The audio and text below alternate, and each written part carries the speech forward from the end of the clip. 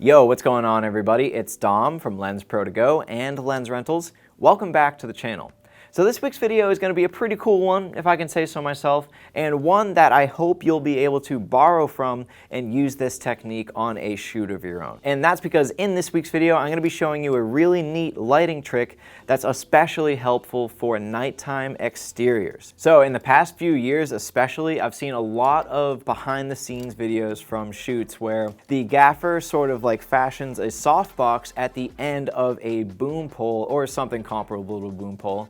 And they do this to achieve a nice soft source for their subject that can either A, track with them during a moving shot, or B, just act as a nice soft light source that can be really easily flown into the shot and just held there for the duration of the shot. And ever since seeing these videos, they've like planted a seed in my head, and I've wanted to try to build something like that ever since then. So after putzing around in the office and seeing what we had available today, this is what I came up with. This is the Westcott Drum Softbox at the end of a fully extended Rode boom pole. And inside that softbox is the Westcott Flex 1x2 Cine RGBW LED mat rolled up in a little cylinder because that's its MO, and boom, literally, that's a powerful RGBW LED light at the end of a boom pole that's absolutely begging to be taken out on like an on-the-go, guerrilla-style indie film shoot. And this is completely made possible by LED technology. I could probably find a way to get like a regular bulb in here at the end of a boom pole and find a way to power it, but chances are it wouldn't have the output or the full RGB spectrum that the Westcott Flex Cine has. So that's what makes this like a particularly modern lighting solution, which is pretty cool. And the hardest part about this rig was figuring out how the operator would wear the power supply, which is pretty heavy and bulky. There was kind of like no way around that. But attached to the upper part of the vest like this, it's not so bad. And the whole reason for wearing the ballast like this is so that the operator can be completely untethered and free to roam around without worrying about any cableage. And I can actually be pretty nimble with this rig. It looks kind of awkward and cumbersome, but I could get this light really down low, I could get it nice and up high, in a little like small nook and cranny or something like that, and I could definitely fit through a doorway with this setup if you wanted to track your subject through a doorway like that. And with this control box right here, I could really easily control this light like just from my hip right here, so pretty awesome. This also wouldn't be possible without this battery splitter from Westcott that allows you to combine two Cine batteries to achieve a 26 volt output, which is what's necessary to battery operate this light. And as for getting the setup on and off, it's just as easy as setting the light down, and I like to set it down so it's like hanging off the edge of a table like that. That usually works the best.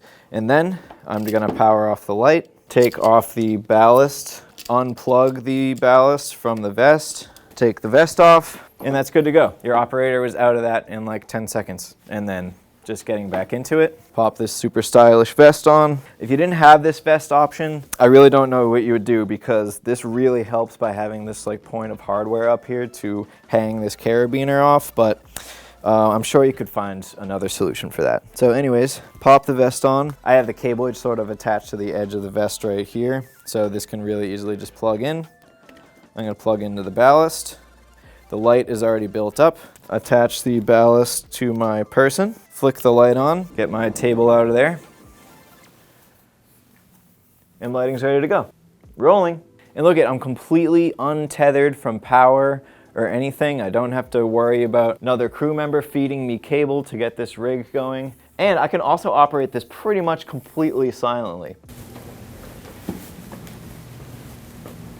And that's pretty much the entire setup. You're looking at it. Yes, this type of thing could be helpful for a lot of other types of shots, but just imagine that all you needed to do was get a couple of nighttime exteriors and you're probably already working with the given street light. You can only imagine that it'd be really, really helpful to be able to like fly in an RGBW light source like this to maybe motivate some of that tungsten street light or get some of that like blue Hollywood moonlight fill that's like somehow like as bright as the sun, like what? Or you could set it into color mode and maybe motivate one of those like pink neon signs that was in the wide shot before. So there's like a ton of uses for this that I bet we won't even scratch the surface of in this video.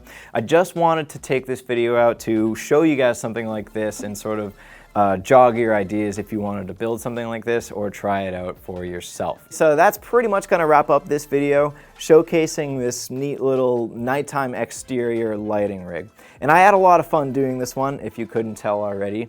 And if I'm ever hired to gaff a project, I'm definitely going to keep this one in the sort of mental tool belt there. So, as always, if you have any questions about any of the gear in this rig or any of the gear you saw in this video, drop a comment in the comment section below and we'll start a discussion. And this also applies if you watch this video and said, I would build that rig totally differently. What the heck is he doing? If that's the case, I want to know in the comment section, so drop a comment. Also, if you happen to like this video, you should hit that little thumbs up button down in the description below to let me know you liked it. And if you're not already, subscribe to the channel. And if you are subscribed, you can actually hit that little bell button down there to be notified whenever we post new content, which is every week. So take care, and we'll see you in the next one.